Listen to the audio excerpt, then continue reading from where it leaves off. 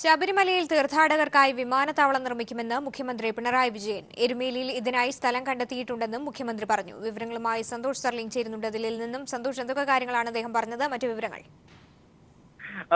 Civil aviation മന്ത്രിയുമായി നടത്തിയ കൂടിക്കാഴ്ചയ്ക്ക് ശേഷം മാധ്യമങ്ങളോട് സംസാരിക്കവെയാണ് ശബരിമല തീർത്ഥാടകർക്കായുള്ള പദ്ധതികൾ അദ്ദേഹം വിശദീകരിച്ചത്. അതിൽ ഏറ്റവും പ്രധാനപ്പെട്ടതാണ് ശബരിമല തീർത്ഥാടകർക്ക് സൗകര്യമൊരുക്കാനായി ഒരു വിമാനത്താവളം നിർമ്മിക്കുക എന്നത് സർക്കാരിന്റെ നിലപാടാണ്. ഇതിനുമായി ബന്ധപ്പെട്ട് എരുമേലിയിൽ സ്ഥലം കണ്ടെത്തുകയും ചെയ്തിട്ടുണ്ട്. ഇക്കാര്യം കേന്ദ്ര ഏവിയേഷൻ മന്ത്രിയെ തന്നെ നേരിട്ട് മുഖ്യമന്ത്രി ധരിപ്പിച്ചിട്ടുണ്ട്.